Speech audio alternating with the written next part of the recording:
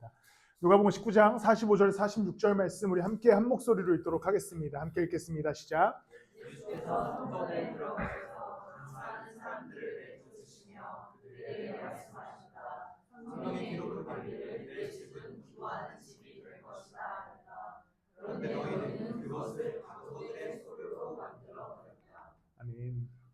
오늘 저희가 단어 6번째 단어 성전에 관한 이야기를 통하여서 또 이 종려주일의 이야기를 함께 나눠가 보고자 합니다.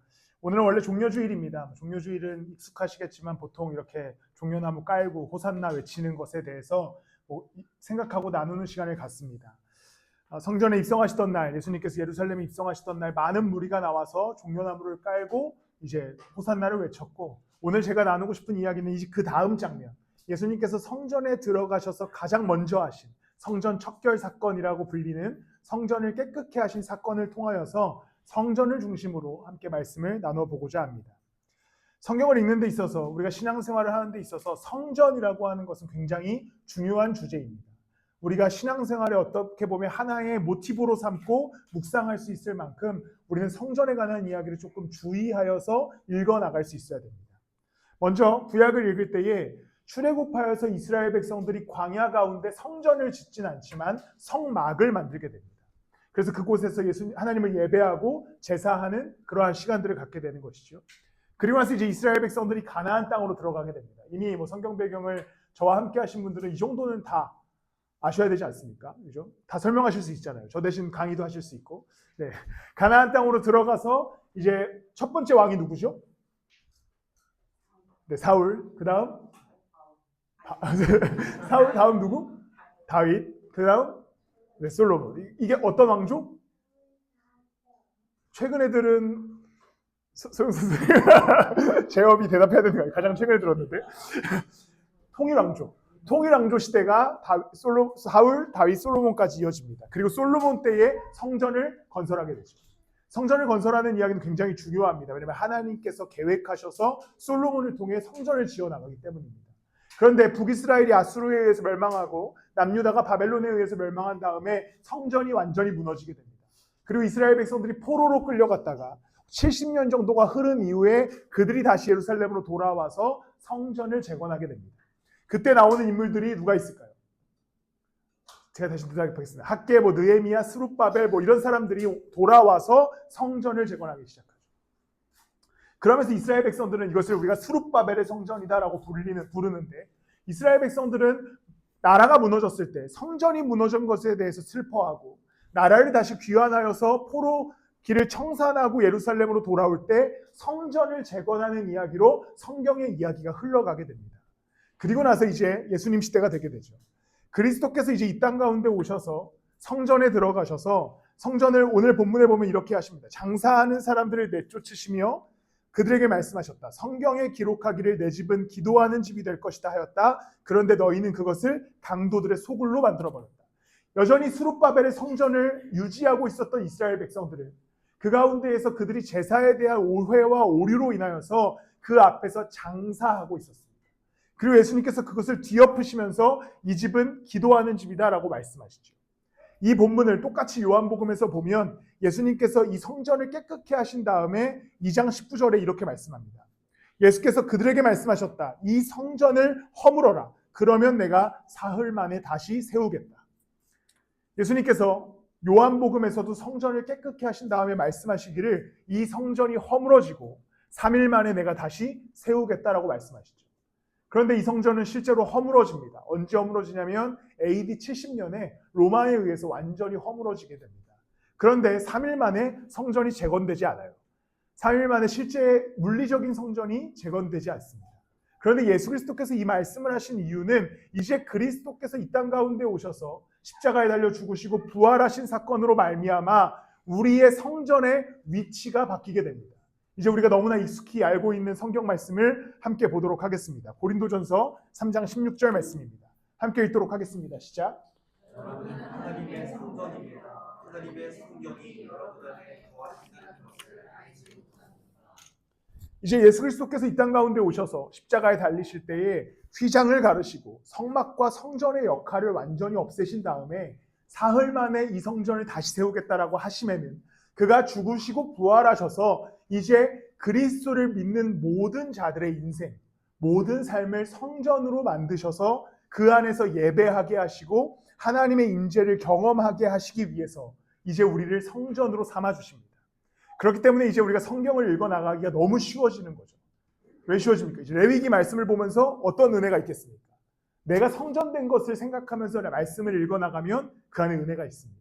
또 솔로몬이 성전을 세우는 장면이나 시편에 성전을 올라가면서 부르는 노래들이나 아니면 나중에 이스라엘 백성들이 포로에서 돌아와서 성전을 재건하는 이야기를 우리가 묵상해 나갈 때에 우리는 이제 우리의 삶이 성전되었음에 관한 묵상으로서 그 성경을 읽어 나갈 수 있는 것이죠.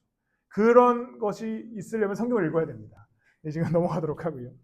어쨌든 성전은 예수 그리스도께서 십자가에 달려 죽으심으로 그리고 부활하심으로 사흘 만에 재건되게 됩니다. 성전의 재건은 물리적인 예루살렘 성전으로 인하여서 재건된 것이 아니라 우리의 삶, 우리의 인생이 구주의 성전이 되어서 이 땅을 성전으로서 살아가게 될 수 있게 되었습니다. 이제 우리는 성전입니다. 오늘은 이 말씀을 이야기를 통하여서 이 주제를 가지고 우리의 신앙에 관한 이야기를 함께 나눠보고자 합니다. 오늘 설교의 제목은 편리하지 않은 평안함입니다. 예수님께서 성전에 들어가셔서 막 장사하는 곳을 뒤엎으시죠. 비둘기도 양도 소도 다 내쫓게 됩니다. 왜 그들이 거기서 장사하고 있었을까요?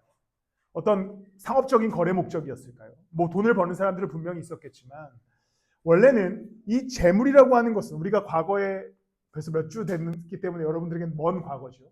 우리가 무엇에 관해 나눌 때, 성도에 관해 나눌 때 이 이야기를 잠깐 했었는데 이스라엘 백성들은 거룩하게 구분된 양과 염소 그리고 재물을 가지고 예배의 자리에 나와야 했습니다.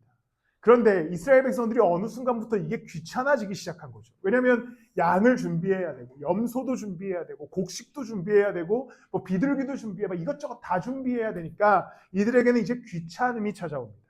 그래서 그들이 어떤 방식을 찾게 되냐면 성전 앞에 뜰에서 장사를 하기 시작하는 거죠. 엄청 편리해진 것이지 않겠습니까? 원래는 집에서부터 준비해서 구분된 것을 갖고 왔어야 되는데 그들에게는 이제 편리한 거래 시스템이 생기게 됩니다. 뜰 앞에 나아가서 돈을 주고 재물을 사고 편리함을 가지고 제사를 드리러 들어가게 되는 것이죠. 그런데 예수님께서 말씀하십니다. 성경에 기록하기를 내 집은 기도하는 집이 될 것이다 하였다. 그런데 너희는 그것을 강도들의 소굴로 만들어버렸다. 편리함을 찾아간 이스라엘 백성들에게 예수 그리스도께서 그곳을 뒤엎으면서 말씀하시기를 내 집은 기도하는 집이다 라고 말씀하시죠. 이스라엘 백성들의 그 제사는 굉장히 불편한 일이었습니다. 먼저 아끼는 자신들의 짐승 한 마리를 떼어서 하나님께 바쳐야 했어요. 그것도 하나님도 이런 표현을 써서 불경한지 모르겠지만 맛있는 걸 아셔서 어린 양을 꼭 바치기를 원했습니다. 지금도 여러분 양을 사보면 알겠지만 어린 양일수록 가격이 올라가요. 어린 양을 떼어서 바치기를 원했습니다. 구분된 소를, 흠이 없는 소를 바치기를 원했어요. 가장 비싸고 가장 귀한 것을 하나님께 바치기를 원했습니다. 그런데 이것은 불편한 일이죠. 편리한 일이 아닙니다. 가장 불편한 행동을 해야만 제사를 드릴 수 있었습니다. 또한 이 제사라는 걸 생각해보면 불편하게 자신의 것을 가지고 와서 제사장에게 넘겨주고 제사장이 그것을 각을 떠서 예배하는 것을 그저 멀리서 지켜볼 수밖에 없었습니다. 불편하죠. 심지어 예수님께서 오늘 이 성전을 향해서 말씀하시기를 내 집은 기도하는 집이다라고 말씀하실 때 기도를 생각해 보십시오. 기도 엄청 불편하죠. 왜냐하면 시간을 내야 되고 삶을 들여서 하나님께 나아가서 기도해야 했습니다. 결국 예수 따름, 하나님을 따르는 모든 행위와 모든 걸음은 불편함이 연속됩니다. 제사하는 거 얼마나 불편합니까? 편리한 것을 찾는 것은 성전에서 거래하는 게 편리한 것이죠. 하나님의 뜻대로 예배하는 것은 불편합니다. 기도하는 것도 굉장히 불편하죠. 그런데 편리함을 추구하는 것에서 평안함이 오지 않음을 알 수 있습니다. 이스라엘 백성들이 편리함을 추구했을 때 하나님께서 그들을 향하여서 질책하시는 것이죠. 잘못됐다. 이건 제대로 된 예배가 아니다. 우리의 신앙은 어떻습니까? 우리는 종종 생활을 해나가다가 예수 그리스도를 따라가다가 착각하는 순간이 찾아옵니다. 내가 편리하면 이것이 평안인 줄 아는 것이죠. 내가 편리하게 예수를 따라가요. 그냥 내가 원하는 정도로, 내가 바라는 만큼 그리스도를 쫓아가기 시작합니다. 그러니까 성전에서 거래하는 이스라엘 백성들처럼 똑같이 예배를 준비할 때 그냥 내 뜻과 내 생각대로 내 마음대로 준비한 다음에 이 정도면 됐어. 편리하게 여기까지만 예수를 따르면 되겠어라고 생각하는 것이죠. 어떠한 희생과 어떠한 헌신, 어떠한 순종도 우리의 삶의 고려 대상이 되지 않습니다.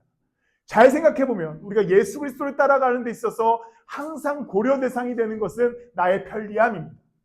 내 마음에 좋은 대로, 내 뜻에 좋은 대로, 내 시간에 좋은 대로 우리는 편리하게 예수 그리스도를 쫓아 나서기 시작하는 것이죠. 그러면서 어떠한 생각을 합니까? 이것이 평안한 것이다 라고 착각합니다. 그런데 성경에 어떠한 인물도 예수 그리스도를 편리하게 따라가지 않습니다. 모든 이들이 그리스도를 따라서 자신의 삶을 다해 희생하며 살아가죠. 불편함을 감수하며 예수 그리스도를 따라가기 시작합니다. 그런데 그들의 삶에 뭐가 있었겠습니까? 하나님이 주시는 평안함이 존재했던 것이죠. 여러분, 편리함이 여러분에게 평안을 준다고 하는 그 자기 위안에서 우리는 벗어날 수 있어야 됩니다. 우리는 편리하게 예수를 쫓기로 가죠. 내가 바라는 시간에, 내가 원하는 대로, 내가 내 스케줄에 맞춰서 예수 그리스도를 쫓아가다가 때로는 오늘은 좀 쉬기도 하고 때로는 오늘은 예수님에 대한 묵상조차도 하지 않으면서 그저 예수를 따라가기 시작합니다. 그러다 보면 착각하기 시작하죠. 내가 지금 편리하게 평안함을 누리고 있으니까 이것이 주님이 주시는 평안함이구나 라는 착각을 하게 됩니다. 그런데 예수 따르면은 편리함을 요구하시지 않습니다. 야, 편리하게 너네가 편한 대로 나를 따라와라고 말씀하시지 않아요. 예수님께서 뭐라고 말씀하십니까? 예수 따름에 대해서 뭐라고 얘기하십니까? 각자의 십자가를 지고 따라오라고 말씀하시죠. 십자가에 편리함이 있습니까? 그리스도의 십자가에는 편리함이 존재합니까? 예수 그리스도의 십자가에는 원래 편리함이 존재하지 않습니다. 그는 가장 불편한 것을 선택하시죠. 신이신 하나님이 성육신하셔서 인간의 몸을 입고 오십니다. 가장 불편한 걸 선택하셔서 이 땅 가운데 오셔서 십자가에 달리십니다. 그런데 그들을 따르는 그리스도인들을 향하여서 예수님이 뭐라고 말씀하시냐면 각자의 십자가를 지고 따라오라고 말씀하시죠. 이것은 무슨 의미가 있겠습니까? 야, 너는 편리하게 따라와. 그냥 너네 마음에 편한 대로 다 따라와. 이런 말씀이셨겠습니까? 아니면 불편함을 감수하더라도 희생을 감수하더라도 그리스도인 나를 따라오라고 말씀하시는 거겠습니까? 예수 따르면 편할 대로 해라 라고 하시는 것이 신앙이 아닙니다. 야, 너네 마음 가는 대로 해라. 이것이 신앙이 아닙니다. 그리스도를 따라간다는 것은 때로는 불편함을 감수하더라도 그것에 맞는 삶을 살아가는 것. 이것이 예수 따름의 본질인 것이죠. 그런데 우리는 쉽게 이 시대의 문화 속에서 편리함을 선택하기 시작합니다. 왜냐하면 우리는 굉장히 우리는 막 과잉되어 있거든요. 난 세상에서 제일 바빠. 나는 세상에서 제일 힘들어. 나는 세상에서 제일 괴로워. 나는 세상에서 제일 슬퍼. 그러다 보니까 우리는 예수 따름에 있어서 내가 드러나기 시작합니다. 난 편리해야 돼. 나 예수 따름에 있어서 나만큼은 조금 편의를 스스로를 봐줘야 돼 라고 생각하는 것이죠. 성경에 보면 예수 따름에 대해서 옷을 입는다라는 표현을 하게 됩니다. 그리스도로 옷을 입는다. 그래서 생각해 보십시오. 여러분 어디를 간다고 생각했을 때 편리하게 옷 입을 수 없잖아요. 제 아내는 잘 알지만 저는 사실 교회에 오는 것을 누군가를 만나지 않는다면 거의 추리닝으로만 삽니다.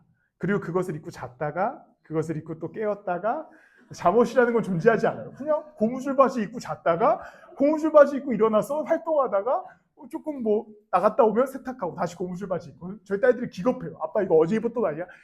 깨끗이 빨래한 옷이야. 하지만 오늘은 아빠는 이거를 침대에서 잠옷으로 입기로 결정했어. 근데 다음 날이 되면 침대에서 하루 입었으니까 이걸 다시 외출복으로 입기로 결정했어. 이건 제 마음이죠. 고무줄 바지 입고 제 편리함을 위함이죠. 제 편리함을 위해서 늘 고무줄 바지와 다 떨어져 목이 다 드러난 그런 어떤 운동복만 입고 살아갑니다. 저는 사실 이런 것들을 입을 이유가 없어요. 저는 집에만 있으면.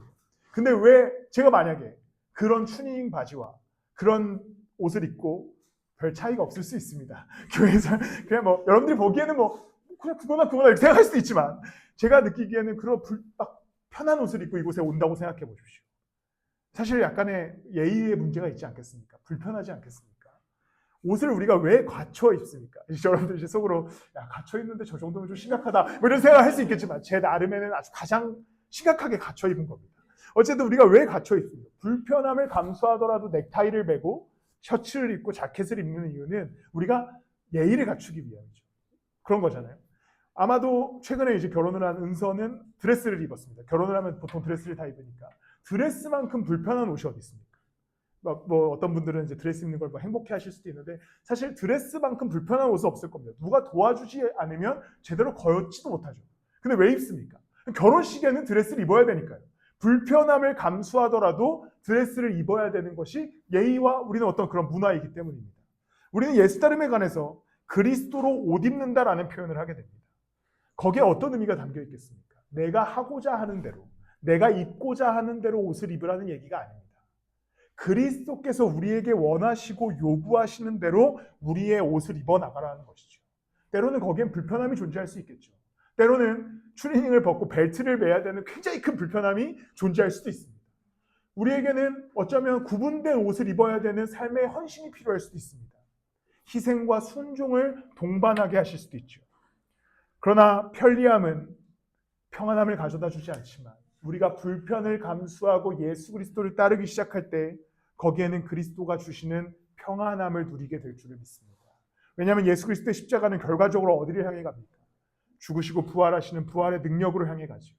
결국에 그리스도께서 우리에게 각자의 십자가를 지고 나를 따라오라고 말씀하시면은 희생과 순종, 거기에 완전한 내어짐과 드려짐을 이야기하시는 것이 아닙니다.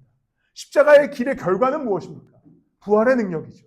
죽음을 이기신 예수 그리스도의 능력이죠. 그것은 우리에게 평안을 주시는, 부활하시고 예수님께서 제자들에게 찾아가셔서 뭐라고 얘기하십니까? 평안할지어다. 그들에게 평안이 있었겠습니까? 제자들에게 평안이 있었을까요? 이제 그들은 정말 사지로 몰아넣게 됩니다. 로마에 의한 핍박, 동족 유대인들에 대한 핍박으로부터 그들은 견디며 살아가야 했을 겁니다. 근데 예수님께서 뜬금없이 나타나셔서 그들에게 말씀하시죠. 평안하라, 평안할지어다. 거기에는 제자들이 편리하게 살아감으로써 평안을 얻고자 하시는 것이 아니었습니다. 예수 따름으로 때로는 절망적인 길을 걷고 좁은 길을 걸을지라도 그곳에서 그리스도가 주시는 평안함을 누리게 하시기 위하여서 제자들을 향하여 평안할지어다 라고 말씀하신 거죠. 모든 신앙의 행위들에는 편리한 것이 없습니다. 주일 예배 자체도 사실 편리하지 않죠. 불편합니다. 주일이라고 하는 시간에 쉴 수 있는데도 불구하고 우리는 예배의 자리에 나와야 되니까요. 아까 전에 이렇게 강변북로로 교회에 오는데 이촌 한강공원이 있더라고요. 그래서 부모와 아이들이 거기서 놀고 있더라고요. 그래서 제가 차 가지고 가면서 저는 항상 비관적이지 않습니까? 차 타고 가면서 와이프한테 야, 쟤네 교회 안 가고 저기서 노는 게 더 좋은 거 아니야? 그래서 더 행복한 거 아니야? 막 이제 이런 얘기를 한 거죠. 그게 편리할 수는 있죠. 교회 안 가고 노는 게 더 편리할 수는 있죠. 그런데 평안함은 없는 것이죠. 그리스도의 평안이 없기 때문입니다. 성경 읽는 것도 마찬가지죠. 성경 읽는 것만큼 불편한 일이 뭐가 어디 있겠습니까? 시간을 내어서 성경책을 펴고 그것을 읽어야 되고 무슨 뜻인지 모르면 또 읽어야 되고 고민해야 되고 묵상해야 되고 불편합니다. 그런데 살아있는 하나님의 말씀이 우리 가운데 평안을 주실 줄 믿습니다. 기도하는 걸 생각해 보십시오. 기도만큼 불편한 일이 어디 있습니까? 그냥 기도만큼 불편한 일이 어디 있어요? 시간을 내야 되고 또 뭔가 간구해야 되고 또 기도의 시간을 가져야 되는 건 불편합니다. 그런데 기도에는 무엇이 있겠습니까? 성령의 능력이 있죠. 성령이 주시는 평안함이 있잖아요. 결국에 예수 따름은 내 편의대로 하는 것이 아니라 주님의 뜻대로 행하는 것이고 주님의 뜻대로 행하기 시작할 때 예수 그리스도께서 평안을 주실 줄을 믿습니다. 그 그리스도를 따라 예수 따름을 실천해 나가는 우리 모든 교회 식구들이 되기를 예수 그리스도 이름으로 축복합니다. 우리는 편리함을 택하는 경우들이 종종 있습니다. 예를 들어서 그런 거죠. 이제 집에서 아내가 요구사하는 것들이 있지 않습니까? 저는 사실 되게 말을 잘 듣는다고 생각했는데 설교를 어제 저녁에 오늘 아침인가요? 마무리하다가 제 아내에게 물었습니다. 여보, 내가 혹시 여보가 마음에 들지 않게 행동하는 것들이 있어? 라고 물어봤습니다. 제가 원했던 대답은 뭐 별로 없지? 뭐 이게 원했던 대답이죠. 근데 아내가 딱 이렇게 되게 많지? 이렇게 얘기하는 거예요. 그래서 뭐가 있냐? 제일 이제 싫어하는 게 저는 보통 컵을 이제 커피를 마시면 여기저기 둡니다. 그러니까 예를 들어서 바닥에다가 두기도 하고 이렇게 이게 책상이면 이렇게 둘 때가 있어요. 근데 아내는 이걸 굉장히 싫어합니다. 왜냐하면 이게 곧 또 제가 이렇게 약간 칠칠 맞은 성격이기 때문에 쏟거나 이렇게 할까봐 항상 아내는 가장 안전한 곳에 두기를 원하는데 저는 한 번도 이것을 의식하면서 여기 가운데다가 둘 생각을 하지 않습니다.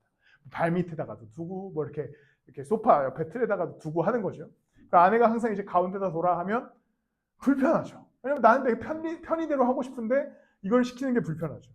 두 번째는 뭐 이런 것도 얘기하더라고요. 이제 뭘 먹고 나면 잘 이렇게 존매놔라. 잘 보관을 해놔라. 그 빵을 이제 아내가 사놓으면 제가 빵을 뜯어서 먹고 그냥 봉지를 열어놓은 채로 두면 아내가 이걸 좀 묶어줬으면 좋겠다. 그럼 저는 항상 핑계를 대죠. 나 이거 오늘 안에 다 먹을 거야. 나 이거 남기지 않을 거야. 결국에 남겨서 또 혼나고. 근데 이것은 제 편의를 위한 일이죠. 왜냐면 저는 이걸 묶기가 싫거든요. 이 큰 손으로 이렇게 하는 게 약간 싫잖아요. 그래서 그냥 이렇게 펴놓고 혼나고 이렇게 반복되는데. 근데 불편함을 선택한다고 생각해 봅시다. 제가 커피를 마실 때마다 가장 안전한 곳에 두고 빵을 먹을 때마다 이렇게 잘 쪼매고 음식을 먹을 때마다 흘리지 않고 근데 불가능한 일인데 흘리지 않고 또 뭐 사실 뭐가 있을까요? 뭐 이렇게 벗어놓은 옷을 잘 빨래통에 갖다 놓고 제가 이렇게 한다고 생각합시다. 제가 생각하기에 엄청 불편한 일이죠. 저한테는 엄청 불편한 일이지만 가정 가운데 뭐가 찾아오겠습니까? 평화가 찾아오죠. 아내가 기분 나빠하지 않고 즐거워하는 평화가 찾아옵니다. 농담처럼 얘기했지만 예수 그리스도를 따라간다는 게 그와 같다고 생각이 듭니다. 우리는 그리스도를 따라가면서 계속해서 편리함을 추구합니다. 이건 여기까지 내 마음대로 해도 되지. 이 정도는 내 뜻대로 해도 되지. 여기까지는 내가 생각한 대로 예수 그리스도를 따라가야 되지. 따라가도 되지라고 생각합니다. 그러나 그리스도께서 우리에게 무언가를 헌신과 희생을 요구하실 때 우리는 걸음을 옮길 수 있어야 됩니다. 왜냐하면 거기에는 평안이 있기 때문입니다. 내일부터 우리는 고난주간을 지나갑니다. 고난주간 여전히 새벽 예배를 마지막 5일간 드리게 될 것이고 성금요일 예배가 금요일 저녁에 있습니다. 또 주일에는 부활절 예배가 있죠. 근데 혹시 여러분들 중에 누구라도 이미 마음에 확정한 분들이 계시지 않습니까? 못 가. 난 못 가. 난 금요일 밤에 못 가. 난 새벽에 못 가. 난 주일에도 못 가. 난 직장 때문에 못 가. 이미 마음에 확정을 지어놓고 예수 그리스도를 따라가기 시작합니다. 이미 난 안 갈 거야. 난 뭐 내가 내 편의대로 뭐 할 거야. 라는 마음으로 예수 그리스도를 따라가죠. 어떠한 희생이나 어떠한 순종의 걸음 같은 거는 없고 그냥 난 어차피 못 가. 난 못 가. 어쩌라고 못 가. 저는 늘 바래요. 예수님 쟤네 구원해 주지 마세요. 늘 바래요. 하지만 그렇지 않죠. 예수님 다 용서하시니까요. 야고보서 5장 7절 말씀을 보겠습니다. 우리 함께 읽도록 하겠습니다. 시작.